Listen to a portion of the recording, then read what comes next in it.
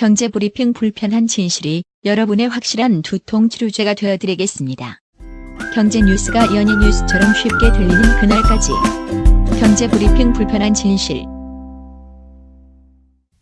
경제브리핑 불편한 진실 10월 2일 순서 시작하겠습니다. 열흘간의 황금 연휴 애청자 여러분들은 어떻게 지내고 계신지 좀 궁금하네요. 얘네들은 왜 쉬지도 않고 이렇게 방송하나 좀 이상하게 생각하시는 분들도 계실 것 같고요. 네, 오늘만 일을 하죠. 예, 일은 오늘만 하고요. 방송은요, 저희가 10월 8일 딱 하루만 쉬기로 했습니다. 네. 열흘간 다 쉴 수도 있고 다 방송을 할 수도 있지만 다 하면은 얘네들 미쳤다고 할 것 같아서 이틀 쉴까 하다가 하루만 쉬기로 했죠. 네, 인간적으로 연휴인데 그래도 한 2번은 쉬어야죠. 아니 근데 하루만 쉬자고 박 PD가 얘기했잖아. 난 2번 쉬자고 했는데. 예, 뭐 하다 보니까 또 그렇게 됐어요. 예, 아무튼요 오늘도 방송을 하고요. 10월 8일 날만 쉬니까요. 애청자 여러분들도요. 저희 방송 빼먹지 말고 꼭 들어주셨으면 좋겠습니다. 그리고 저희가 추석 지나서 그러니까 4일 지난 5일부터는 특집도 마련하잖아요. 그렇죠. 특집이 뭐냐? 궁금하시죠? 그러면 들어보시면 됩니다. 이렇게 얘기하면은 저 때리러 오시는 분들이 계실 것 같아. 네. 얘기를 드려야 될 것 같아요. 아유, 그래도 500원 안 달라고 한 게 어디예요? 그렇죠. 저희가 무슨 특집을 마련했냐면요. 저희가 그동안에 틈틈이 읽었던 책 각 2권씩 네. 이 PD, 박 PD가 총 4권을 소개해 드릴 거거든요. 하루에 한 권씩 책을 소개해 드릴 건데요. 여러분들 이런 생각들 많이 하실 거예요. 열흘간의 황금 연휴인데 그래도 책 한 권을 읽어야지. 근데 열흘 지나면 보통 그 목적을 이루지 못하는 분들이 꽤 많더라고요. 그렇죠. 그렇기 때문에 그런 분들은요. 저희 방송을 들으시면 뭐 책 한 권을 완독하는 것만큼은 아니지만 그래도 책을 어느 정도 좀 읽었다 이런 느낌이 드실 수가 있으실 겁니다. 그리고 이 기억을 그대로 살리셔서 연휴 지난 다음에 복귀하셔서 인터넷 서점에서 책을 주문하시면 되죠. 그렇죠. 그때 또 그냥 하면 섭섭하잖아요. 저희가 쓴 누가 내 돈을 훔쳤을까? 네. 같이 주문하시면 책이 더 빨리 올 수도 있거든요. 네. 뭐 농담이지만요. 아무튼 그렇게 해주시면 너무나 감사드리겠고요. 오늘은요 또 애청자 여러분들이 고마운 댓글을 많이 남겨놓으셨어요. 저희 진짜 댓글 많이 남겨주시는 스트레이 울프님 와디즈 행사 신청합니다. 와디즈에 대해 살펴보니 투자에 대한 기본 개념을 잡기엔 아주 좋은 사이트더군요. 투자란 건 원금 손실이란 위험성을 가지고 있지만 뭔가를 만들기 위해서는 실패에 대한 위험성을 감수하고 견뎌내야 얻을 수 있는 것 아니겠습니까? 창작엔 항상 고통이 따르죠. 그래서인지 MB께서도 요즘 많은 고통을 받고 계시는 이 MB가 누군지 알고 계시죠? 네네네. 뭐 아무튼 옆에서 보니 좀 안쓰러워서요. 아니 근데 어떻게 옆에서 보고 계실까요? 측근이신가? 그러니까요. 농담이고요. 어쨌든 와디즈 투자는 실물에 대한 창작자들에게 직접 투자되는 것이니 건물주들이 부동산 투자하는 것보다는 훨씬 가치 있는 일이니까 적극 지인들께 홍보해 보려 합니다. 투자, 펀딩, 증권에 관심이 없던 저도 이용 가이드를 통해 쉽게 알 수 있는 게 인상적이었습니다. 아이템은 패션 뷰티의 팁 투 엔드. 이게 스트릿 패션을 통해 폭력 없는 학교를 만들다. 뭐 이런 제목이 붙어 있어요. 이야. 이런 곳에 펀딩하고 싶네요. 아이들이 점점 커지는 폭력에 대한 위험성을 일상에 입는 옷으로 이슈를 만들어 공감하는 것도 보다 나은 사회를 만들기엔 중요하다고 생각합니다. 이렇게 멋진 댓글 남겨주셨어요. 이 프로젝트는 정말 멋진데요. 그러니까요. 저희도 여기에 투자를 해봐야 되겠네요. 네. 다음 청취자분은 블루밀크 72님이신데요. 와디즈 참가합니다. 제 차가 95년식 갤로퍼라 자동차 말씀하시는 것을 듣고 바로 와디즈에 들어가 봤습니다. 항상 생각했던 리스토어 바로 모헤닉에 있더라고요. 비록 새 차보다 비싼 비용이지만 앞으로 더 많은 소비자가 찾을 거라고 믿어요. 모헤닉 파이팅. 오호. 와, 95년식 차를 아직도 몰고 계시다니 대단하십니다. 그러니까요. 저보다 대단하시네요. 예. 저는 그래도 2006년식인데. 예, 요 갤로퍼는 진짜 조금만 더 관리를 해주시면은 제가 볼 때는 최소한 5천만 원 이상의 가치가 있습니다. 아하. 왜냐? 개인 박물관 하시는 분들 계시잖아요. 그렇죠. 이분들이 아마 바로 나한테 팔어 이렇게 연락이 올 수도 있어요.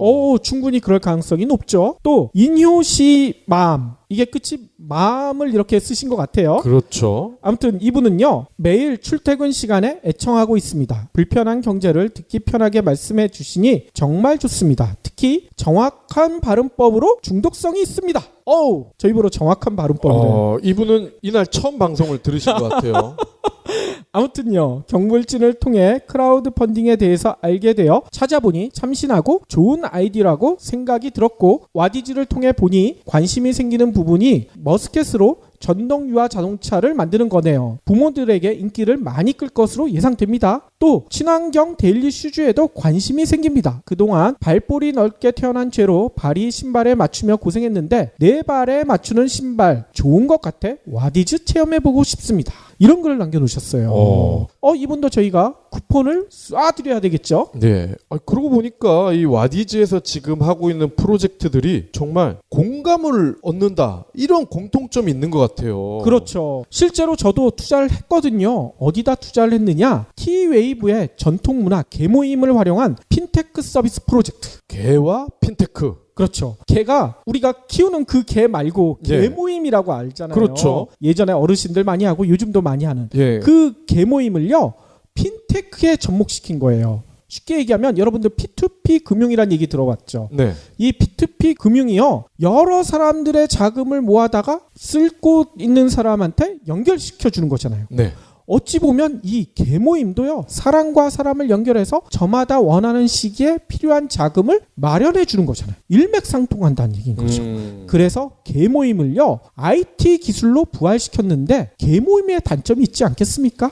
개주가 개똥 갖고 튀는 거. 그 단점을 여기선 없애줬다는 거죠. 호호. 그리고 모임은 훨씬 더 활발하게 만들어주는 이런 프로젝트라고 합니다. 그래서 제가 거금 10만 원을 여기다 딱 쐈잖아요. 왜냐면요 10만 원을 투자하게 되면요 연말정산 때 혜택을 준대요. 그리고 이 개모임 프로젝트를 통해서 서비스에서 수익이 나잖아요. 그 수익도 배분해 준다고 합니다. 네. 그래서 10만 원 충분히 투자할 만한 가치가 있어서 제가 투자를 해봤거든요. 여러분들도 이런 좋은 투자 프로젝트들이 많으니까 한 번씩들 해보면 좋을 것 같아요. 저희가 지난주부터 와디즈를 소개해드리다 보니까 저도 조금씩 공부를 하게 되더라고요. 그런데 이 크라우드 펀딩이 종류가 여러 가지가 있다 말씀을 드렸잖아요. 그렇죠. 채권형 같은 경우가 요즘 각광받고 있대요. 주식 말고 채권형? 예, 채권 다들 뭔지 아실 겁니다. 그렇죠. 투자 조건에 설정된 이자를 받으면서, 그러니까 만기에 원금을 회수할 수가 있죠. 원금을 회수하면서 이자까지 받는다. 그런데 주식형과는 다르게 원금 손실도 없다. 어허. 꽉 먹고 알 먹는 거죠. 그렇군요. 특히 영화와 같이 프로젝트성 사업의 경우에 이런 채권형 프로젝트가 굉장히 활발하다고 합니다. 일단 소득공제 방금 말씀하셨는데 마찬가지입니다. 이 소득공제 혜택을 받을 수가 있고요. 최대 1,500만 원까지 투자금 공제율이 100% 적용이 된다고 해요. 자, 그리고 1년에서 3년 이 기간 안에 높은 금리의 채권에 투자를 하고 수익을 실현할 수가 있다. 짧은 경우에는요 6개월에서 1년짜리도 있다고 하네요. 그렇군요. 게다가 앞으로는요 이 우리 문재인 정부의 정책 기조가 이거 아닙니까? 중소 벤처기업을 지원한다. 이러한 점에서 크라우드 펀딩의 성장 가능성이 매우 크다고 합니다. 향후 일반 투자자 투자의 한도가 올라갈 수도 있기 때문에 추가 성장이 기대가 되고요. 이렇게 성장이 기대되면 더 많은 사람들이 크라우드 펀딩에 참여하게 되고, 이 얘기는 돈이 더 많이 늘어나고, 돈이 더 많이 늘어난다는 얘기는 수익률도 올라갈 가능성이 더 커진다는 거죠. 그렇군요. 아니 그러면 와디지에서도 이런 채권형 크라우드 펀딩 모집을 많이 했다는 얘기겠죠? 그렇습니다. 제가 찾아보니까 영화 관련된 펀딩을요 2016년 6월부터 했거든요. 얼마 안 됐네요. 예, 얼마 안 됐죠. 근데 벌써 30여 편에 약 16억 원이 펀딩이 됐다고 합니다. 아니 1년 조금 더 됐는데 벌써 30여 편이에요? 그렇습니다. 와하. 그러니까 투자자들의 반응이 굉장히 뜨겁다. 이걸 알 수가 있죠. 이 중 상당수는요 영화적 완성도에도 불구하고 상영관 확보가 쉽지 않았던 비주류 영화, 독립 영화를 흔히 비주류 영화라고 하잖아요. 그렇죠. 거기다가 제작 자체가 힘들었던 영화, 크라우드 펀딩 프로젝트로 제작비도 유치하고 상영관까지 확보하고 업계의 현안을 한 번에 해결을 할 수가 있었다는 겁니다. 국내 영화 개봉을 기다리는 많은 팬을 보유하고 있는 반면에 상영관을 잡지 못해서 개봉이 무산될 뻔했던 영화가 크라우드 펀딩으로 부활하는 사례도 나왔다고 해요. 어떤 게 있나요? 일본 영화인데요. 좋아해 너를. 저를 좋아하세요? 영화 제목이 그렇다는 거예요. 난 갑자기 박 PD가 고백하는 줄 알고 순간 설렜잖아. 이 영화가요. 시사회 티켓 플러스 굿즈. 그 프로젝트와 관련된 소품을 만들어주는 걸 굿즈라고 하잖아요. 그렇죠. 이 두 가지를 제공하는 리워드 프로젝트를 진행을 했는데 팬들의 자발적인 참여로 목표액의 무려 2239%를 달성했다고 합니다. 와하, 200%도 아니고 2000%가 넘었네요. 그렇습니다. 그래서 CGV에서도 깜짝 놀란 거야. 이야하. 야, 이렇게 투자를 한 사람이 많어? 오케이, 전국관 개봉해 해서 개봉관을 내줬습니다. 그렇군요. 추가적으로 실시되는 이 영화의 펀딩은요, 6개월 만기 채권형 상품이고요. 기본 표면 금리가 2%, 관객 수에 따라서 추가 금리가 플러스 된다고 합니다. 그리고 또 다른 사례가 있나요? 예, 또 일본 영화인데 요거는 애니메이션이라고 해요. 제목은 너의 이름은.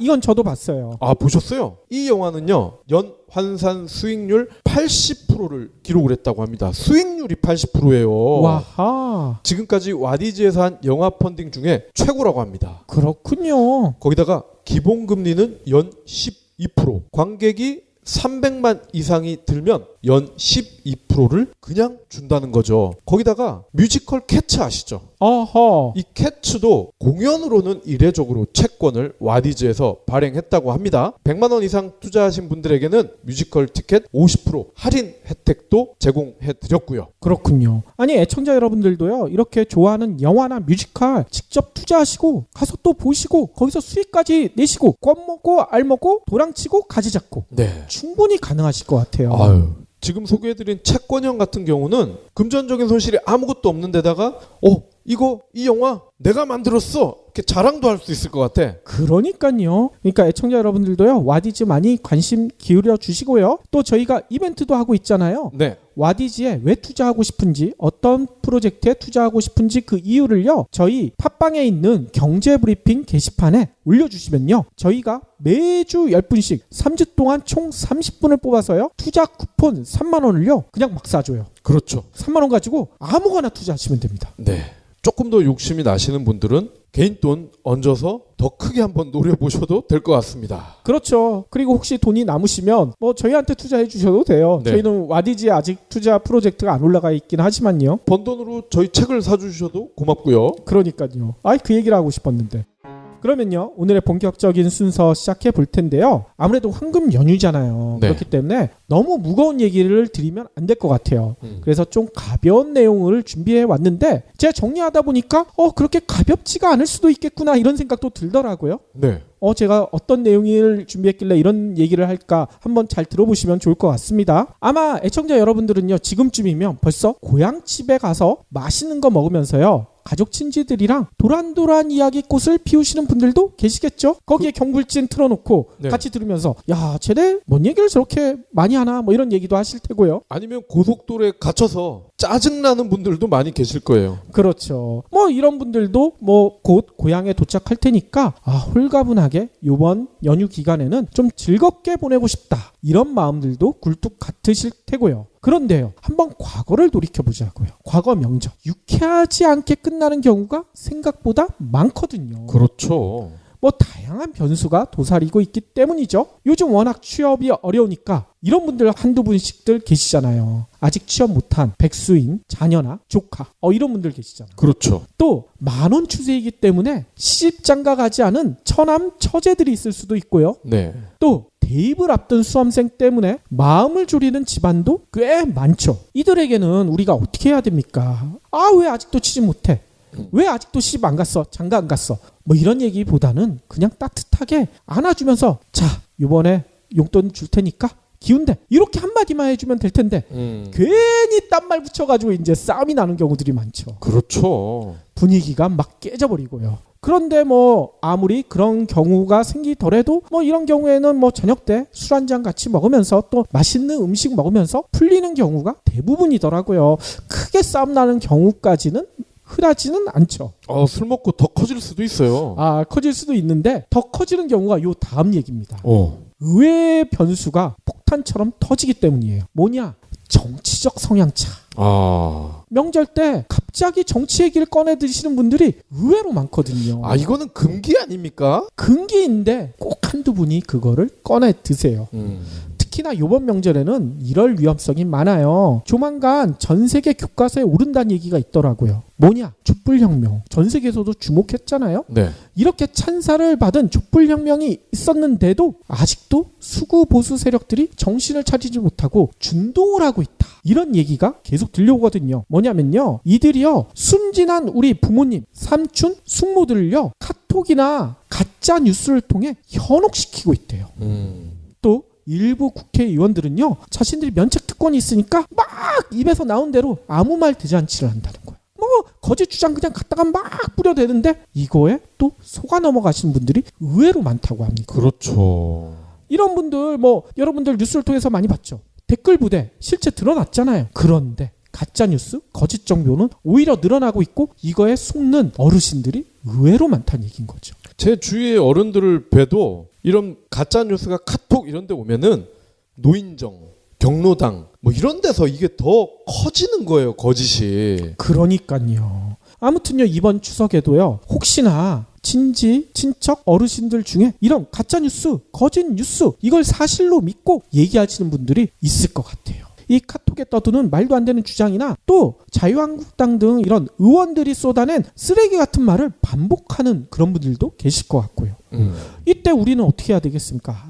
말도 안 되는 소리 하지 마세요. 이랬다가는 진짜 싸움 벌어질 거 아닙니까? 자칫 싸움 나면 안 되겠죠. 그렇다고 그럼 그냥 입 다물고 그냥 듣고만 있어야 되느냐? 그거는 우리 속이 가만히 있질 않지. 네. 속에서 난리가 날 거 아닙니까? 설사약을 몰래 먹여버려? 아니 우리 속이 난리가 났는데 설사약을 몰래 누구한테 먹입니까? 아니 그러면 그 가짜뉴스 반복하는 어르신이 반복을 못할 거 아니야? 반복하는 어르신한테 설사약을 먹인다고? 그렇죠. 배설만 반복하게 하는 거지. 아무튼요 뭐 그런 것도 방법일 수 있는데 네. 저는 좋다고는 얘기를 못하겠습니다. 저는 강추드립니다. 아무튼요. 그래서 오늘은요. 이런 가짜뉴스, 거짓 뉴스에 대응하는 현명한 방법을 좀 알아볼까 합니다. 다만 저희가 경제방송이잖아요. 정치, 외교 같은 다른 문제까지 다루는 것은 좀 시간상 제약도 있고 하기 때문에요. 이런 건 싹 빼고 경제 분야만 한번 살펴볼까 해요. 제가 실제로 봤더니만요. 요즘 수구 보수들이요. 박근혜가 경제를 살렸다. 이런 황당한 문자를 카톡으로 대량 살포하고 있대요. 또 이런 얘기도 한다고 합니다. 역대 정부 중 이렇게 좋은 재정 상황과 경제 지표를 인수받아서 출범한 정부는 문재인 정부뿐이다. 이런 그럴싸한 설명까지 붙여놔가지고 이런 거를 살포를 한다는 거예요. 그러면서요. 구체적인 숫자, 이게 숫자가 없으면 잘 안 속잖아. 그렇죠. 이 숫자까지 제시한대요. 이게 되게 다양한데 뭐 다 살펴보기에는 시간이 너무 길고요. 또 그럴 가치도 별로 없어 보이고요. 가장 대표적인 거 5가지만 오늘 간단하게 살펴볼까 합니다. 이들이 보내는 문자 중에 첫 번째는 이런 게 있대요. 지난해 세수가 예산보다 20조 원이나 더 들어와 역대 어느 정부보다 좋은 재정 상황을 물려받았다. 그런데도 법인세를 인상하겠다며 경제를 박살내고 있다. 누가? 문재인 정부가. 이렇다는 얘기인 거죠. 이들의 주장입니다. 네. 두 번째, 북한의 핵 위협이 위중한데 429조 원이라는 슈퍼 예상을 편성하고도 국방비 증가율은 적다. 이런 주장도 편대요. 세 번째는요. 올해 들어 상반기 수출이 전년 동기 대비 15.8%나 증가했는데 이는 박근혜 정부 시절 잘해놓은 덕분이다. 이런 주장도 있대요. 또 네 번째, 2016년 GDP 성장률이 2.8%로 G20 국가 중 5번째, 200여 국가 중에는 11번째에 달할 정도로 박근혜가 경제를 잘 이끌었다. 이런 얘기도 있다고 합니다. 5번째, 코스피 지수가 올 들어 2,400을 넘나들며 사상 최고치를 기록하는 것도 박근혜가 경제를 잘 다져놨기 때문이다. 이런 얘기도 한다고 합니다. 예. 5개 다 한번 어떤 생각이 드시나요? 이게 팩트와 거짓을 절묘하게 왔다 갔다 하는 것 같아요. 그러니까요. 아니 여기에 다 숫자가 들어가 있잖아.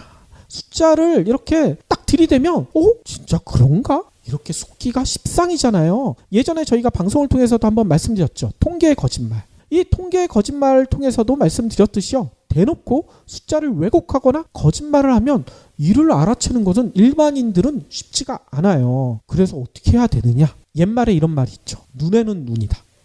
이에는 이다. 그러면 이렇게 숫자로 왜곡하는 사람한테는 뭘로 대항을 해야 될까요? 숫자로 대항해야 된다는 생각이 듭니다. 네. 숫자는 숫자로. 진짜 통계, 진짜 숫자를 가지고요. 거짓을 제압하자. 저희는 그렇게 생각이 들거든요. 그래서 아까 얘기 드렸던 5가지 이 주장에 대해 하나하나 숫자를 통해서 한번 대항을 해보겠습니다. 우선 첫 번째 살펴본 거, 지난해 세수가 예산보다 20조 원이나 더 들어와서 역대 어느 정부보다 좋은 재정 상황을 물려받았다. 이 주장에 대해서 여러분들 어떤 생각이 드세요?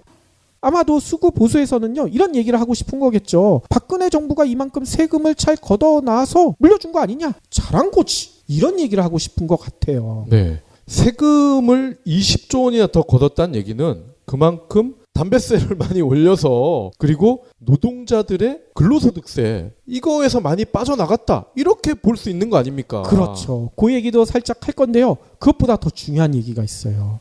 일단 수구 보수의 주장대로요, 예상보다 20조 원의 세수가 더 들어온 것은 사실이에요. 이건 네. 팩트 인정. 이건 맞습니다. 그런데 이는요, 재작년 정부가요, 2016년 지난해 나라 살림을 짤면서 예상한 세입과 실제로 거친 세금 사이의 오차가 20조 원이라는 얘기. 어허. 세금을 그냥 단순히 많이 걷었다는 게 아니라 자신들이 예상한 것보다 20조 원이 더 많이 걷어들었다, 이 얘기거든요. 한마디로 이 얘기는요, 정부 재정 흑자와는 상관이 없는 얘기예요. 예측을 개떡같이 했다. 한마디로 박 PD 얘기처럼 예측의 정확성이 크게 떨어졌다는 얘기인 겁니다. 자료를 찾아보니까요, 지난해 세수 전망치가요 223조 원이거든요. 그러면 20조 원의 세수가 더 들어왔으면 오차율이 몇 퍼센트인지 아세요? 8.8%에 달해요.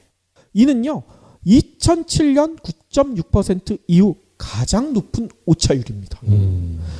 액수로 따져보면요 역대 최대 규모예요. 이 오차율은요 2000년대 초반, 이때는 어떻게 됐겠습니까? 정교해졌거든요. 오차율이요 1%대에 불과했어요. 근데 8.8%. 왜 이렇게 늘어났을까?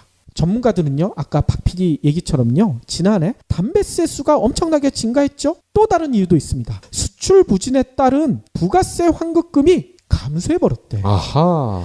이런 이유 때문에 세수 증가가 재작년에 예산을 짤 때부터 예측이 돼 왔다고 합니다. 그런데도 이처럼 오차가 큰 것은 문제가 크다, 이런 주장을 한다. 이거는 일부러 그런 것 같아요. 일부러 그런 거죠. 왜냐? 담배값 올리면 국민들이 담배를 끊어서 건강해질 것이다 라고 구라를 쳐놨는데 많이 잡아놓으면 안 되지. 그러니까요. 박 PD의 얘기가 맞아요. 그래서 전문가들은요, 이런 얘기까지 합니다. 경기가 안 좋을 때는 나라 돈을 풀고 좋을 때는 긴축 재정을 써야 되는데, 이렇게 전망 자체가 들쭉날쭉하면 어떻게 대응을 하겠느냐. 오차율이 8.8%라는 게 말이 되느냐, 이런 얘기를 한다는 거죠. 그렇죠.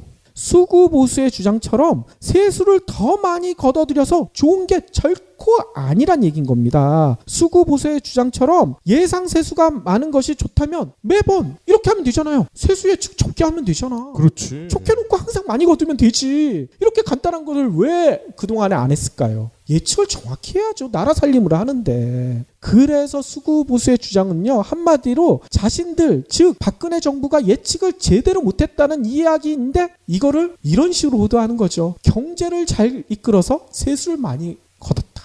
야, 이렇게 갖다 붙일 수가 있어요. 그러니까 팩트와 거짓의 절묘한 조화라고 제가 말씀을 드린 게 이런 거예요. 그렇죠. 아니 근데 또 일각에선 이런 얘기도 하시겠죠. 아니 그래도 세금을 많이 걷어줬으면 잘한 것 아니냐, 이런 얘기 하시는 분들도 계실 거예요. 근데 정말 그럴까요? 올해 초요 재미난 발표가 있었어요. 국제결제은행이라고 아시죠? 네. 여기서 발표를 했는데, 이때 당시 우리나라 정부 부채가요 5,900억 달러예요. 이는요 18조 9,180억 달러에 달하는 미국에 비해서는 3% 수준에 불과해요. 엄청 작죠. 그리고 GDP 대비 정부 부분 부채 비율도요, 미국은 103.5%, 일본 이웃나라는 232.8%. 엄청나죠? 하지만 우리나라는 42.7%. 매우 건전해 보인다. 네. 이것도 수구보수에선 자꾸 강조를 해요. 그런데 여기에 또 함정이 있습니다. 국제결제은행도요, 이때 지적을 했어요. 뭐냐면 우리나라의 이 부채 증가율이 심각하다. G20 국가 중에 세계 최고래요. 가장 많이 증가한다는 거예요. 이 국제결제은행 자료에 따르면요, 우리나라의 정부 부채는요 5년 동안 얼마가 늘어났느냐, 무려 67%가 늘어났습니다. 이는요 증가율이 두 번째인 호주가 33%거든요. 이거와 비교해도 2배가 많게 늘어났어요. 인류의 격차가 2배야. 말이 안 되죠. 게다가요 터키는요 마이너스 25.4%, 독일 마이너스 8.4%, 일본 마이너스 5.5%, 캐나다 마이너스 5.6%. 다들 상당수의 국가들이 부채가 줄어들고 있어. 근데 우리나라는 오히려 늘어났어요. 이게 문제라는 겁니다. 참고로요, 우리나라 정부의 부채 증가율은요 2012년에 9.9%, 2013년에 12.1%, 2014년에도 9.7%, 2015년에는 9%, 거의 두 자릿수에 넘나들고 있죠. 지난해 2016년 부채 증가율은요 아직 통계가 나오질 않았더라고요. 정확히 발표가 안 됐어요. 하지만 액수로 보면 대략 한 40조 원 넘게 늘어난 것으로 보여서 두 자릿수에 육박할 것이다. 전문가들은 이렇게 내다보고 있대요. 맞아요. 이 야구만 봐도 정규 시즌 타율 홈런 수치가 좋은 선수, 그리고 정규 시즌 막바지 10경기에서 타율과 홈런 수치가 좋은 선수, 과연 포스트 시즌에서 누가 더 잘할까요? 후자인 선수가 잘할 가능성이 매우 큽니다. 그렇죠. 최근의 수치가 중요한 거예요. 맞습니다. 아니 그런데 이런 생각도 드시겠죠. 아니 우리나라 부채 증가율이 세계 최고라는데 왜 이렇게 늘어났을까? 예전 방송에서도 저희가 살펴드렸듯이요, 기획재정부에 자료가 정확히 나와 있어요. 노무현 정부 시절 국가 부채 299조에 불과했습니다. 이후 이명박 정부 때 정부 부채 443조 원으로 급증했어요. 박근혜 정부는요 이거를 얼마로 늘려놨느냐, 645조. 장난 아니죠? 완전히 뻥튀기를 해놓은 거예요. 부자 감세하겠다 뭐 이러면서 세금을 적게 걷어서 이렇게 된 겁니다. 근데 여러분들 기억나시나요? 노무현 정부 때 야당이었던 한나라당 뭐라고 했는 줄 아세요? 정부가 돈을 펑펑 써서 경제를 파탄내고 있다. 개거품을 물고 이렇게 달려들었어요. 당시 환생경제라는 말도 되지 않는 연곡으로요 노무현 대통령을 욕보이기까지 했습니다. 네. 아니 이런 수구 보수가 담배세를 많이 걷고 수출이 줄어들어서 부가세 환급금이 감소해서 예산보다 20조 원을 더 걷었다 칭찬해달라? 이게 적반하장도 유분수라는 말밖에 할 수가 없을 것 같아요.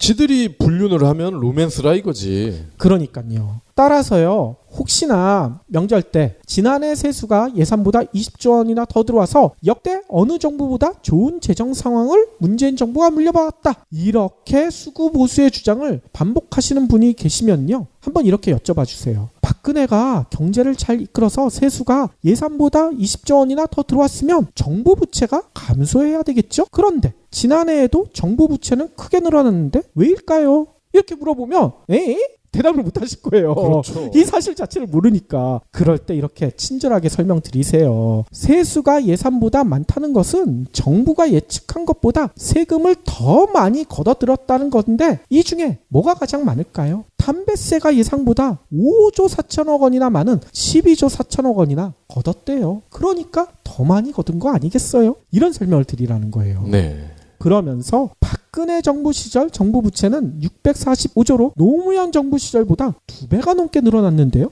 아니 이렇게 엄청난 빚을 떠안은 문재인 정부가 역대 어느 정부보다 좋은 재정 상황을 물려받았다고 말할 수가 있을까요? 핏땀이 올라 있는데? 이렇게 얘기하면 아마 상대방이 아무 말도 하지 못할 것 같습니다. 그래서 저희가 예전부터 그런 얘기를 해왔었잖아요. 문재인 정부가 이명박근혜가 쌓아놓은 거시기를 치우는 데만 거의 한 절반의 시기가 소요될 것이다. 그러니까요. 그런데도 수구 보수에서는 지들이 쌓아놓은 건 생각하지 않고 이런 얘기를 하고 있다는 거죠. 두 번째 주장. 두 번째 언급했던 북한의 핵 위협이 위중한데 429조 원이라는 슈퍼 예산을 편성하고도 국방비 증가율이 낮다. 이 주장은 무슨 내용을 담고 있냐면요. 이처럼 문재인 정부가 안보를 개떡같이 한다, 등한시한다, 이런 주장인 거예요. 실제로요, 자료를 찾아보니까 내년도 우리나라 국방비는요 6.9%가 늘어납니다. 우리나라 총 예산 증가율 7.1%에 비하면 0.2%포인트 작죠? 수구 보수의 주장이 여기까진 맞아요. 적은 건 맞아. 그럼 비교를 해보자고요. 박근혜 정부 때는 국방비를 얼마나 늘렸을까요? 기획재정부 공식 통계, 기획재정부 사이트 들어가면 다 나와 있어요. 이걸 보면요. 박근혜 정부의 국방비 증가율은요. 놀랍게도요. 4.2%밖에 안 돼요. 문재인 정부 때 내년 6.9% 늘어나는데 박근혜 정부는 수구 보수의 주장에 따르면 한 10몇 퍼센트 늘어나야지 정상 아닙니까? 네. 근데 오히려 저거 4.2%대에 불과해요. 그러면 이명박 정부 때는 어땠냐? 이명박 정부 때도요 6.1%대에 그쳐. 아니 내년에 올라가는 6.9%가요 국방비 증가율이 9년 만에 최대폭이라는 거예요. 진짜 다른 것도 그렇지만 특히 이명박근혜는 군대, 국방 이거와 관련해서는 한마디로 짓거리면 안 돼. 그러니까요. 아니, 지들은 군대와 아무런 관련이 없는 사람들이잖아. 그렇죠. 노무현 대통령이나 문재인 대통령 그래도 정식으로 군대를 들어가서 병역의 의무를 마친 분들이고. 그러니까요. 아니 아무튼 수구 보수의 주장대로 국방비 증가율이 안보다. 이러면 따져보세요. 오히려 이명박 박근혜가 안보를 경시해온 거예요. 문재인 대통령 초기보다 더 적잖아. 근데 여기서 더 놀라운 점도 있습니다. 수구 보수가 그렇게 진짜 물고 뜯지 못해서 안다라는 노무현 정부 때. 네. 이때 국방비 증가율이 얼마인 줄 아세요? 커리어 하이 아니에요? 맞아요. 무려 8.4%. 오. 박근혜 때보다 2배가 높아. 갔다 와봤으니까 어디에 뭘 어떻게 써야지를 더 잘 알기 때문에. 그러니까요. 이 숫자를 놓고 보자고요. 수구보수에서 감히 얘기를 할 수가 있겠습니까? 게다가요. 얼마 전에 이런 사건도 터졌죠. 박근혜 정부에서 무려 45년. 야 이게 날아다닌다는 자체를 생각하기 힘든 그 45년이나 된 미국의 중고 헬기를 구입하면서 공짜도 아니고 무려 1,500억 원이나 혈세를 낭비해버렸잖아요. 이거는 헬기가 목적이 아니었던 거죠. 그러니까요. 이거는 충분히 의심을 가져볼 만한 프로젝트인데. 게다가 곰팡이 핀 햄버거빵을 군인들에게 먹였다. 그리고 동물 사료용 닭고기, 돼지고기를 장병의 먹거리로 사용했다. 뿐만 아니죠. 물새는 전투화 그리고 적의 철갑탄에 뚫리는 방탄복. 방산 비리가 끊이지 않았잖아요. 이런 수구 보수가 이런 주장을 한다는 게 진짜 이게 용감한 건가 무식한 건가 되묻고 싶어요. 그냥 가만히 있는 게 그나마 선방하는 거일 것 같은데요. 아무튼요. 또 이번 명절 때 국방비 증가율 가지고 또 시비 거시는 분이 있으면 이게 안보 무능이다 이런 얘기를 하시는 분이 계시면요. 한번 물어봐 주세요. 그러면요. 보수 정부와 진보 정부 중 어느 쪽이 국방비 증가율이 높을까요? 이렇게 물어보면 야 그건 당연하지. 보수 정부가 높지 않겠어? 이런 얘기 하실 거예요. 그럴 때 저희가 방금 얘기 드렸던 기획재정부 공식 통계 이 통계 자료를 들이밀어 보세요. 진보 정부가 훨씬 높습니다. 노무현 정부 때 박근혜 정부 시절보다 2배를 더 높게 증가했어요. 이 얘기를 해주세요. 아마 깜짝 놀라실 것 같습니다. 아유, 저는 다 필요 없고요. 역대 대통령들 중에 그죠? 이등병부터 시작한 대통령 그것만 따져보자고. 그분밖에 없잖아. 맞습니다. 또 다른 주장, 세 번째 주장도 살펴볼게요. 올해 들어 상반기 수출이 전년 동기 대비 15.8%나 증가했는데 이는 박근혜 정부 시절 잘해놓은 덕분이다. 뭐 이런 주장이잖아요. 실제로 여기도 앞에 팩트가 조금 맞아요. 올 들어 수출이 연일 호조세를 보이고 있어서요. 산업통상자원부 발표를 보더라도요. 9월달 수출이요. 551억 3천만 달러. 이게요. 1956년 수출 통계를 작성한 이래 61년 만에 사상 최대 월간 수출을 기록했다고 합니다. 지난해 11월 2.3% 반등한 이후 11개월 연속 수출이 증가세래요. 그러니까 올 상반기 때 수출이 늘어난 거 맞긴 맞아요. 그런데 생각을 해보자고요. 지난해 11월에 무슨 일이 있었을까요? 탄핵 집회가 한창일 때잖아요. 그렇죠. 탄핵 집회가 한창일 때 이때 당시 경제수장이 최경환이었어요. 최경환이 박근혜를 살리기 위해서 혈안이었을 때거든요. 이때 박근혜가 경제에 눈 돌릴 수가 있었을까요? 없죠. 경제를 잘 이끌어서 박근혜가 수출을 잘 늘려놨다? 이런 설명이 가능할까요? 이번에 발표된 수치를 놓고 보더라도 그래요. 9월 수출이 전년 동기 대비 무려 몇 퍼센트가 늘어난 줄 아세요? 35%. 이는 2011년 1월 이후 6년 8개월 만에 가장 높은 월간 수출 증가율이래요. 아니 근데 어떻게 35%가 늘어났지? 이런 의문이 생기겠죠? 왜 늘어났을까? 이전에 워낙 못했으니까 그랬겠죠. 그쵸. 작년 9월에 박근혜가 수출을 아작을 내버렸거든. 기억나실지 모르겠는데요. 박근혜가 이런 짓거리를 했어요. 2015년 1월부터 2016년 7월까지 우리나라 수출이 장장 19개월 연속 마이너스. 건국 이래 19개월 연속 수출 마이너스는 이때가 처음이래요. 사상 초유의 대기록이라는 거죠. 아니 경제를 잘 이끌었던 박근혜가 우리 수출에 이런 오명을 남겨놓은 거예요. 그런데도 지금 수출이 잘 되는 게 박근혜 덕분이다. 너무 웃기지 않습니까?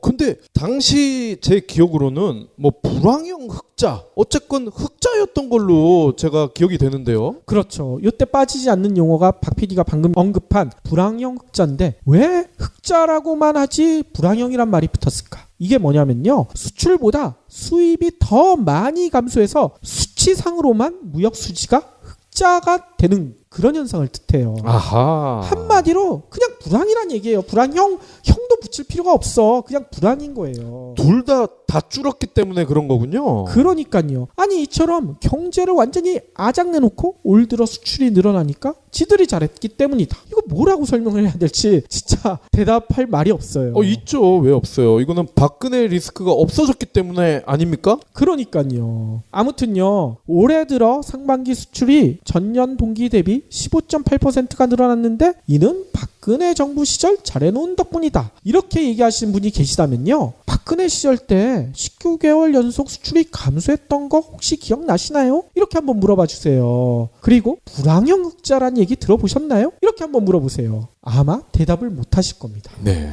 그러면 이렇게 설명을 드려야죠. 아까 박 PD가 얘기한 대로 지금 수출이 늘어나는 거 왜 늘어나는지 아세요? 박근혜가 탄핵되니까 올해 들어 수출이 사상 최대 실적을 기록한다. 이렇게 설명해 드리란 얘기인 겁니다.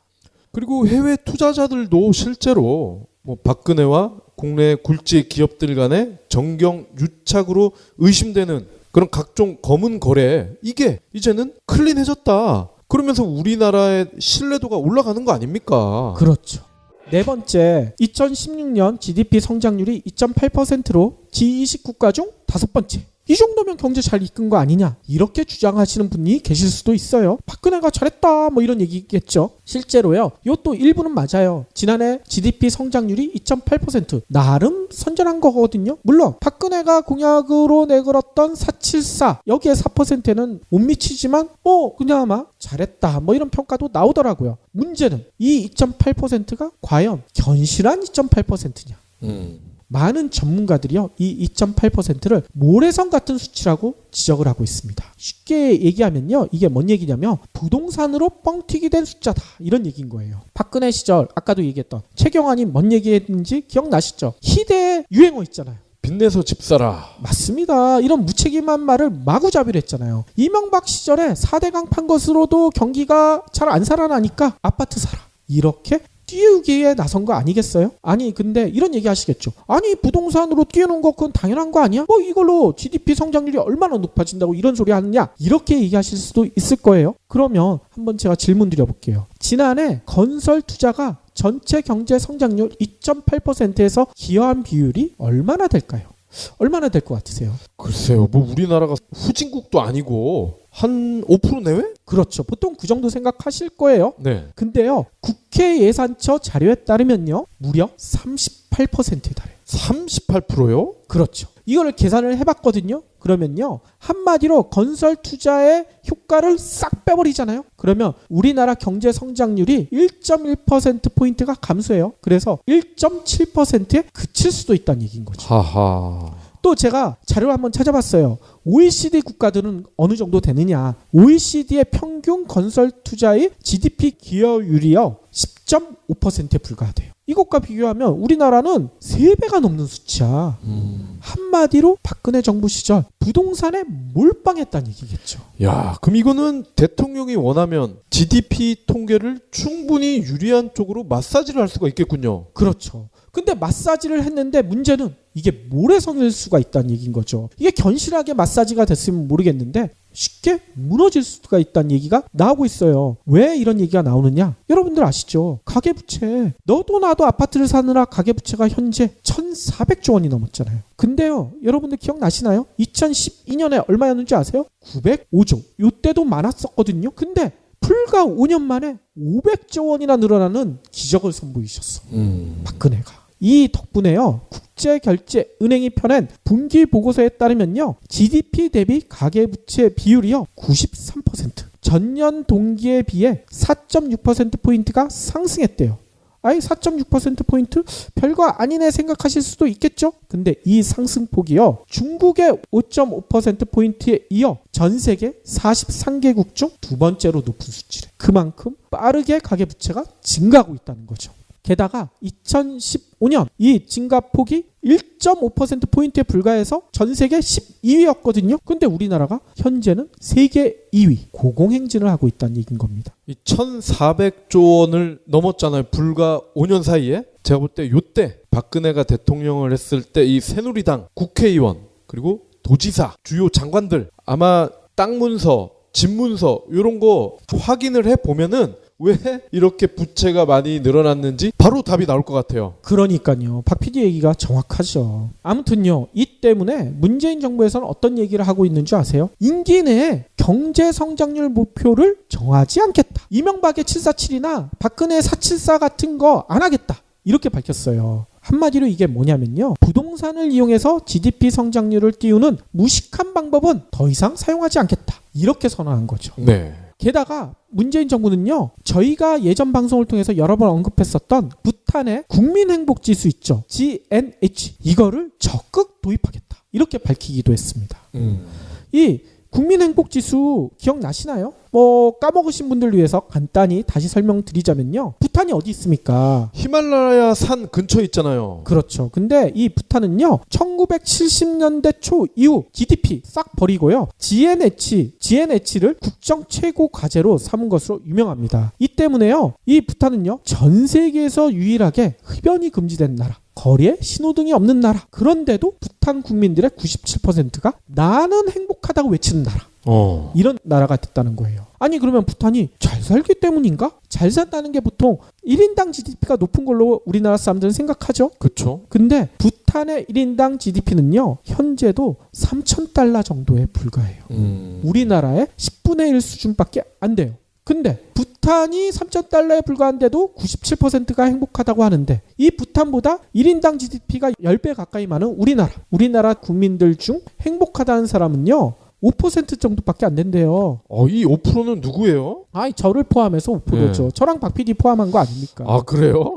아무튼요. 그래서 우리나라는요. 지난해 GNH 순위에서 세계 58위 정도밖에 안 된대요. 여러분들은요. 한국과 부탄 어떤 나라에 살고 싶으신가요? 물론 이런 질문을 하면 수구 보수 쪽 생각을 가지신 분들 중에서는 야 그래도 그렇게 돈 없는 나라보다는 돈 많은 한국이 좋아 이렇게 얘기하시는 분들도 계시겠죠. 하지만 주변을 보세요. 진짜 헬조선이란 얘기 끊임없이 나오잖아요. 살인적인 경쟁이 싫어서 주변에 귀촌하시는 분들도 너무나 많고요. 네. 아마도 돈보다는 행복이 더 중요하다 이렇게 선택하는 우리 국민들이 많을 거라고 생각합니다. 이 때문에 문재인 정부에서도요. GDP에 집착하지 않고 국민 행복도가 높은 나라를 만들겠다 이렇게 선언한 거죠. 참 이 돈이라는 것도 우리가 행복하게 살기 위해서 수단으로 만든 것뿐인데 이 수단에 우리가 매몰돼가는 현실이 이 부탄 국민들 보면은 여실히 드러나는 것 같아요. 그러니까요. 아무튼요. 혹시 주변에서 GDP 성장률이 2.8%로 G20 국가 중 5번째면 박근혜가 경제 잘 이끌었지 이렇게 얘기하시는 분이 계시면요. 근데요. 그 때문에요. 가계부채가요. 1,400조 원으로 늘어났는데요. GDP를 끌어올린 덕분에 1인당 빚이요. 2,700만 원이 넘는데요. 이렇게 얘기를 해드려보세요. 네. 어떤 표정을 지으시나. 거기다가 이거 하나 곁들이면 더 좋죠. 최경환이 말 듣고 나도 아파트 빚내서 집 샀는데 내 월급의 반이 매달 은행으로 들어간다. 아저씨 같으면 행복하겠어요? 그러니까요.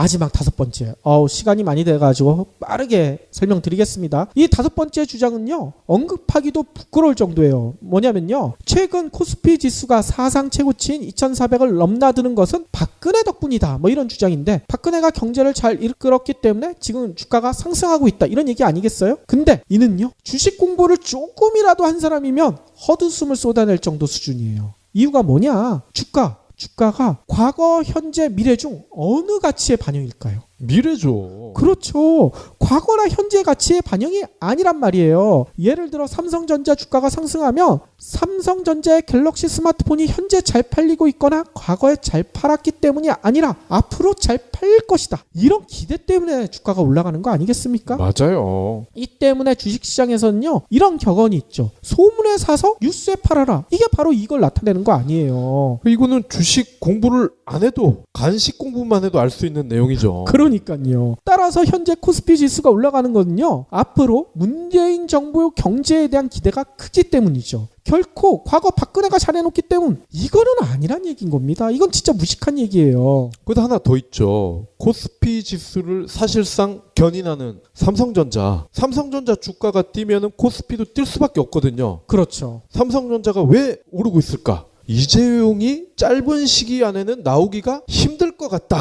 이러한 미래 가치가 반영된 거 아니겠습니까? 맞아요. 박 PD 얘기가 많죠. 기왕 주식 얘기가 나왔으니 지금 시간이 없긴 한데 요 얘기까지 좀 드려볼게요. 박근혜가 탄핵됐던 날 기억나시나요? 저는 이 날을 잊고 싶지 않아요. 너무나 기분이 좋았던 날이기 때문에 2016년 12월 9일이거든요. 이날 주가지수가요 2024.69예요. 근데 박근혜가 취임했었을 때 2013년 2월 25일이거든요. 이때가 주가지수가 2018.89거든요. 그러면 4년 동안 주가가 몇 퍼센트 올랐을까요? 뭐 5 정도 될 것 같은데요? 5.8포인트 올랐습니다. 58도 아니고 5.8이에요. 상승률은요? 0.3%. 이야, 이건 뭐 거의 하나 안 하나 큰 차이가 없었다는 거네. 그러니까요. 뭐 떨어지지 않은 게 다행이다. 뭐 이 정도 수준인 거죠. 수수료 빼야죠, 수수료. 그러니까요. 아니 그러면 노무현 대통령 때 수구보수가 그렇게 진짜 잡아먹지 못해서 안달나는 그 노무현 대통령 때 주가가 어떻게 됐는지 아세요? 노무현 대통령이 취임했었을 때 616으로 시작했거든요. 퇴임하셨을 때 1686, 상승률이요 무려 150%. 4대강을 파느라고 바빴던 이명박마저도요. 아까 1686을 물려받았을 거 아니에요? 그거를 2018로 만들었어요. 상승률이 15%. 10배가 차이 나죠, 노무현 대통령이랑은.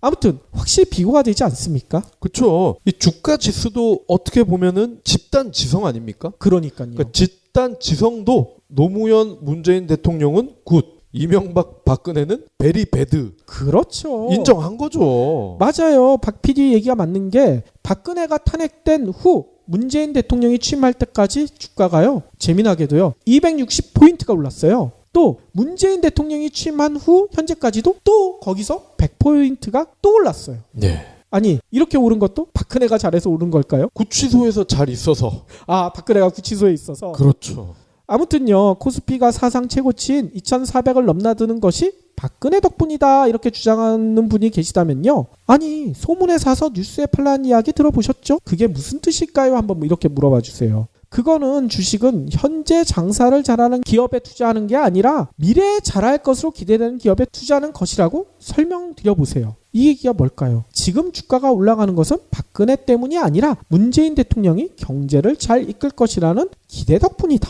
이렇게 상세하게 설명드리면 혹시 알아들으실 수도 있습니다. 네.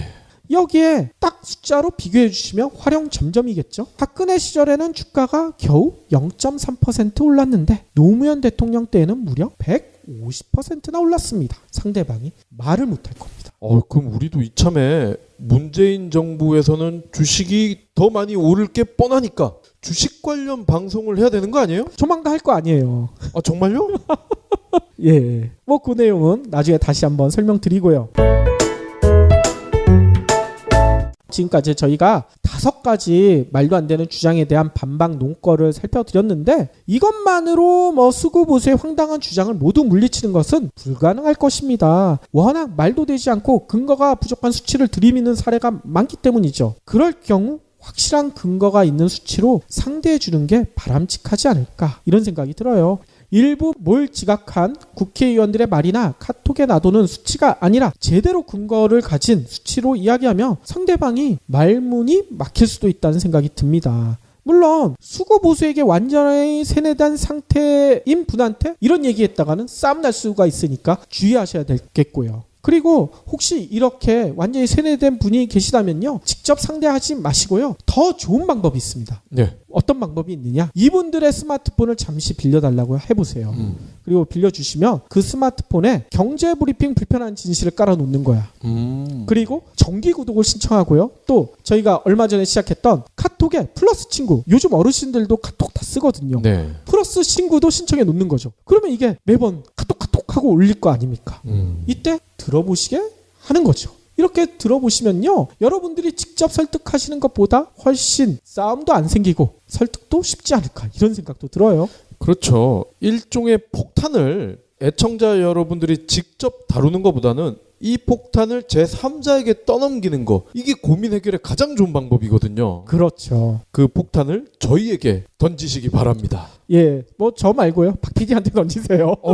받자마자 바로 패스할 건데? 그러면요, 명절 연휴 잘 보내시고요. 내일도 저희는 또 뵙겠습니다.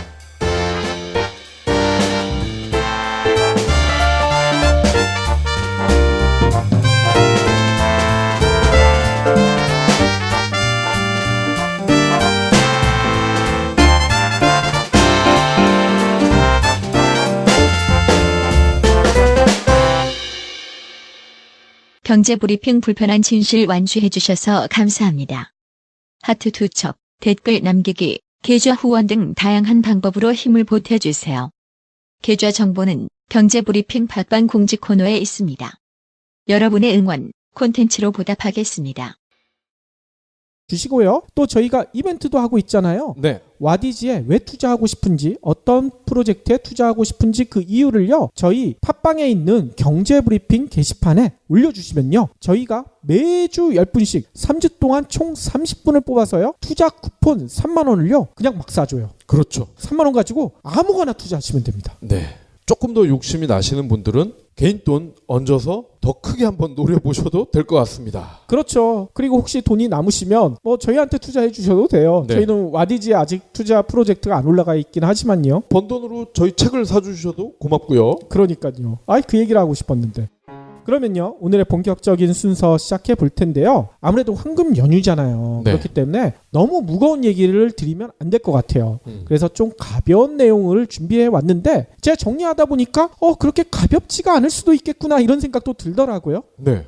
제가 어떤 내용을 준비했길래 이런 얘기를 할까 한번 잘 들어보시면 좋을 것 같습니다. 아마 애청자 여러분들은요, 지금쯤이면 벌써 고향집에 가서 맛있는 거 먹으면서요, 가족 친지들이랑 도란도란 이야기꽃을 피우시는 분들도 계시겠죠? 거기에 경불진 틀어놓고 네. 같이 들으면서 야, 쟤네 뭔 얘기를 저렇게 많이 하나 뭐 이런 얘기도 하실 테고요. 아니면 고속도로에 갇혀서 짜증나는 분들도 많이 계실 거예요. 그렇죠. 뭐 이런 분들도 뭐 곧 고향에 도착할 테니까 홀가분하게 요번 연휴 기간에는 좀 즐겁게 보내고 싶다, 이런 마음들도 굴뚝 같으실 테고요. 그런데요, 한번 과거를 돌이켜보자고요. 과거 명절, 유쾌하지 않게 끝나는 경우가 생각보다 많거든요. 그렇죠. 뭐 다양한 변수가 도사리고 있기 때문이죠. 요즘 워낙 취업이 어려우니까 이런 분들 한두 분씩들 계시잖아요. 아직 취업 못한 백수인 자녀나 조카, 이런 분들 계시잖아요. 그렇죠. 또 만원 추세이기 때문에 시집장가 가지 않은 처남 처제들이 있을 수도 있고요. 네.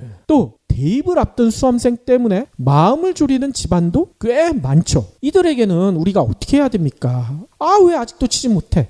왜 아직도 시집 안 갔어? 장가 안 갔어? 뭐 이런 얘기보다는 그냥 따뜻하게 안아주면서, 자, 이번에 용돈 줄 테니까 기운내, 이렇게 한마디만 해주면 될 텐데 괜히 딴 말 붙여가지고 이제 싸움이 나는 경우들이 많죠. 그렇죠. 분위기가 막 깨져버리고요. 그런데 뭐 아무리 그런 경우가 생기더라도 뭐 이런 경우에는 뭐 저녁 때 술 한잔 같이 먹으면서 또 맛있는 음식 먹으면서 풀리는 경우가 대부분이더라고요. 크게 싸움 나는 경우까지는 흔하지는 않죠. 술 먹고 더 커질 수도 있어요. 커질 수도 있는데 더 커지는 경우가 요 다음 얘기입니다. 어. 의외의 변수가 폭탄처럼 터지기 때문이에요. 뭐냐? 정치적 성향차.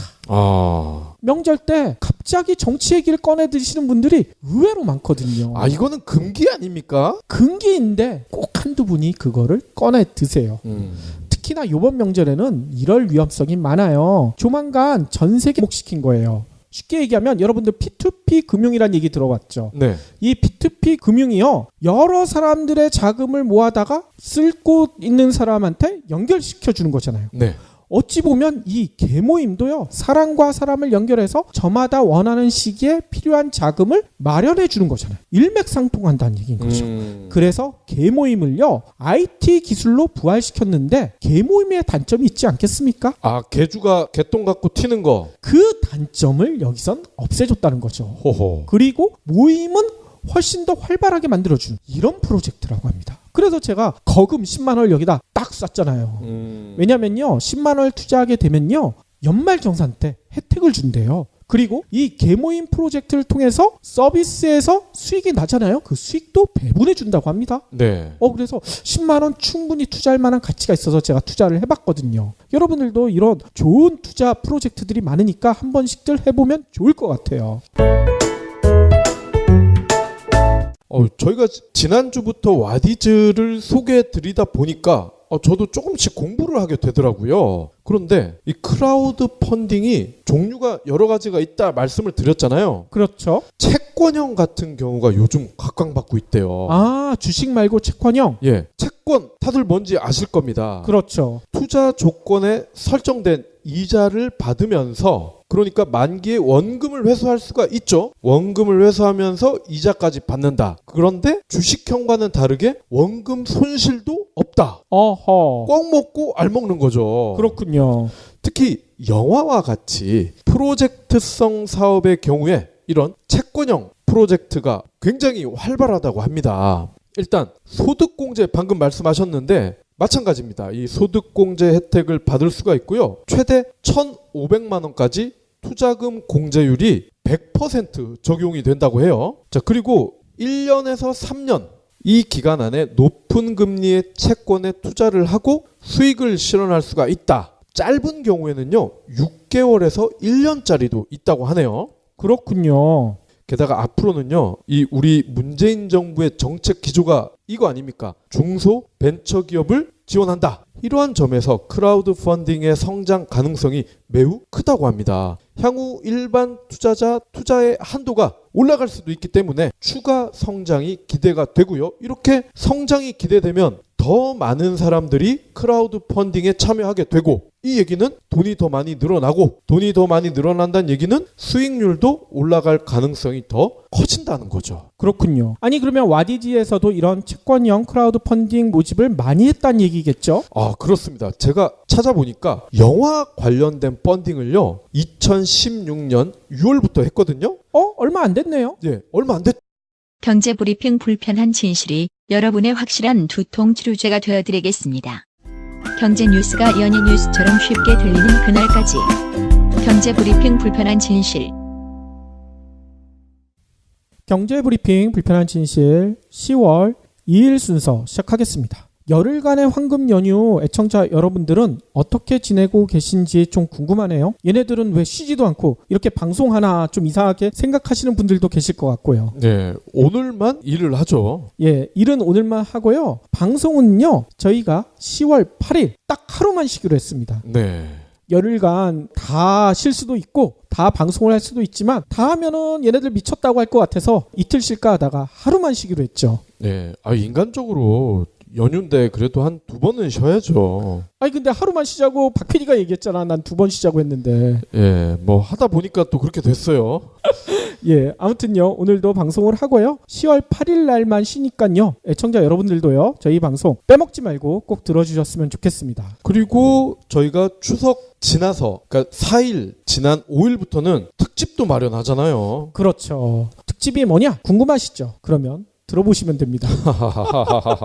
이렇게 얘기하면은 저 때리러 오시는 분들이 계실 것 같아. 네. 얘기를 드려야 될 것 같아요. 아유, 그래도 500원 안 달라고 한 게 어디예요? 그렇죠. 저희가 무슨 특집을 마련했냐면요. 저희가 그동안에 틈틈이 읽었던 책 각 2권씩 네. 이PD, 박PD가 총 4권을 소개해 드릴 거거든요. 하루에 한 권씩 책을 소개해 드릴 건데요. 여러분들 이런 생각들 많이 하실 거예요. 열흘간의 황금 연휴인데 그래도 책 한 권을 읽어야지. 근데 열흘 지나면 보통 그 목적을 이루지 못하는 분들이 꽤 많더라고요. 그렇죠. 그렇기 때문에 그런 분들은요, 저희 방송을 들으시면 뭐 책 한 권을 완독하는 것만큼은 아니지만 그래도 책을 어느 정도 좀 읽었다 이런 느낌이 드실 수가 있으실 겁니다. 그리고 이 기억을 그대로 살리셔서 연휴 지난 다음에 복귀하셔서 인터넷 서점에서 책을 주문하시면 되죠. 그렇죠. 그때 또 그냥 하면 섭섭하잖아요. 저희가 쓴 누가 내 돈을 훔쳤을까? 네. 같이 주문하시면 책이 더 빨리 올 수도 있거든요. 네. 뭐 농담이지만요. 아무튼 그렇게 해주시면 너무나 감사드리겠고요. 오늘은요 또 애청자 여러분들이 고마운 댓글을 많이 남겨놓으셨어요. 저희 진짜 댓글 많이 남겨주시는 스트레이 울프님, 와디즈 행사 신청합니다. 와디즈에 대해 살펴보니 투자에 대한 기본 개념을 잡기엔 아주 좋은 사이트더군요. 투자란 건 원금 손실이란 위험성을 가지고 있지만 뭔가를 만들기 위해서는 실패에 대한 위험성을 감수하고 견뎌내야 얻을 수 있는 것 아니겠습니까?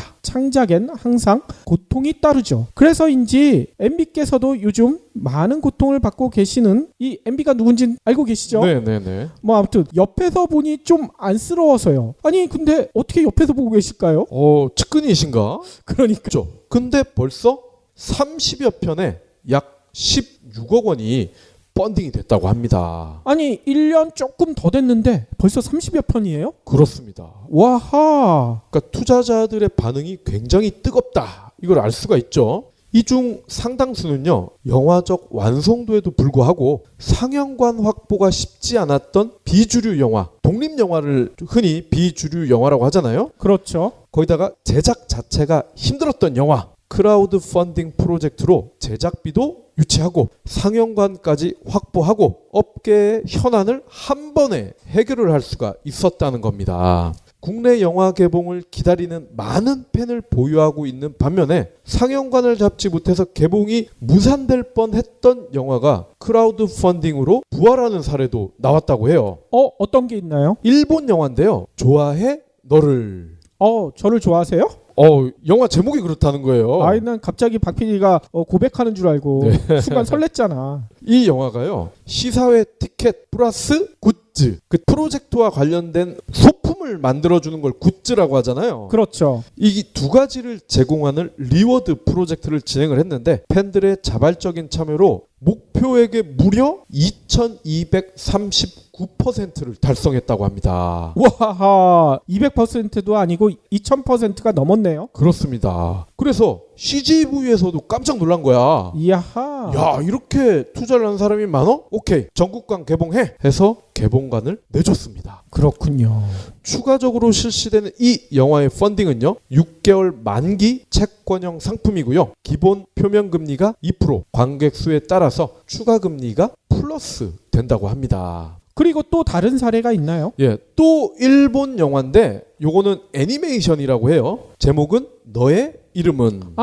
이건 저도 봤어요. 보셨어요? 이 영화는요, 연 환산 수익률 80%를 기록을 했다고 합니다. 수익률이 80%예요. 와하. 지금까지 와디즈에서 한 영화 펀딩 중에 최고라고 합니다. 그렇군요. 거기다가 기본 금리는 연 12%, 관객이 300만 이상이 들면 연 12%를 그냥 준다는 거죠. 거기다가 뮤지컬 캐츠 아시죠? 어허. 이 캐츠도 공연으로는 이례적으로 채권을 와디즈에서 발행했다고 합니다. 100만 원 이상 투자하신 분들에게는 뮤지컬 티켓 50% 할인 혜택도 제공해 드렸고요. 그렇군요. 아니 애청자 여러분들도요, 이렇게 좋아하는 영화나 뮤지컬 직접 투자하시고 가서 또 보시고 거기서 수익까지 내시고 껌 먹고 알 먹고 도랑치고 가지 잡고 네. 충분히 가능하실 것 같아요. 지금 소개해드린 채권형 같은 경우는 금전적인 손실이 아무것도 없는 데다가 이거 이 영화 내가 만들었어. 이렇게 자랑도 할 수 있을 것 같아. 그러니까요. 그러니까 애청자 여러분들도요. 와디즈 많이 관심 기울여 주세요. 농담이고요. 어쨌든 와디즈 투자는 실물에 대한 창작자들에게 직접 투자되는 것이니 건물주들이 부동산 투자하는 것보다는 훨씬 가치 있는 일이니까 적극 지인들께 홍보해 보려 합니다. 투자, 펀딩, 증권에 관심이 없던 저도 이용 가이드를 통해 쉽게 알 수 있는 게 인상적이었습니다. 아이템은 패션 뷰티의 팁 투 엔드, 이게 스트릿 패션을 통해 폭력 없는 학교를 만들다, 뭐 이런 제목이 붙어 있어요. 이야. 이런 곳에 펀딩하고 싶네요. 아이들이 점점 커지는 폭력에 대한 위험성을 일상에 입는 옷으로 이슈를 만들어 공감하는 것도 보다 나은 사회를 만들기엔 중요하다고 생각합니다. 이렇게 멋진 댓글 남겨주셨어요. 이 프로젝트는 정말 멋진데요. 그러니까요. 저희도 여기에 투자를 해봐야 되겠네요. 네. 다음 청취자분은 블루밀크 72님이신데요. 와디즈 참가입니다. 제 차가 95년식 갤로퍼라 자동차 말씀하시는 것을 듣고 바로 와디즈에 들어가 봤습니다. 항상 생각했던 리스토어, 바로 모헤닉에 있더라고요. 비록 새 차보다 비싼 비용이지만 앞으로 더 많은 소비자가 찾을 거라고 믿어요. 모헤닉 파이팅. 어허.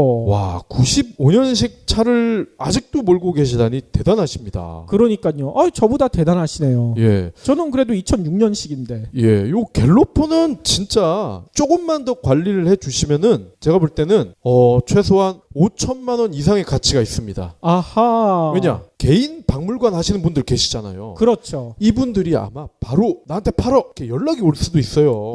충분히 그럴 가능성이 높죠. 또 인효시 마음, 이게 끝이 마음을 이렇게 쓰신 것 같아요. 그렇죠. 아무튼 이분은요, 매일 출퇴근 시간에 애청하고 있습니다. 불편한 경제를 듣기 편하게 말씀해 주시니 정말 좋습니다. 특히 정확한 발음법으로 중독성이 있습니다. 저 입으로 정확한 발음법이래요. 이분은 이날 처음 방송을 들으신 것 같아요.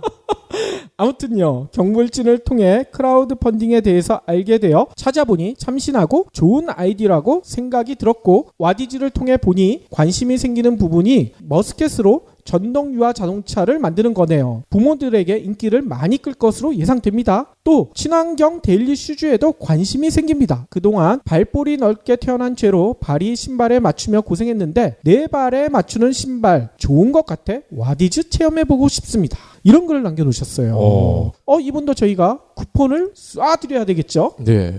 그러고 보니까 이 와디즈에서 지금 하고 있는 프로젝트들이 정말 공감을 얻는다, 이런 공통점이 있는 것 같아요. 그렇죠. 실제로 저도 투자를 했거든요. 어디다 투자를 했느냐? 키웨이브의 전통문화 개모임을 활용한 핀테크 서비스 프로젝트. 개와 핀테크. 그렇죠. 개가 우리가 키우는 그 개 말고 개모임이라고 알잖아요. 그렇죠. 예전에 어르신들 많이 하고 요즘도 많이 하는 예. 그 개모임을요, 핀테크의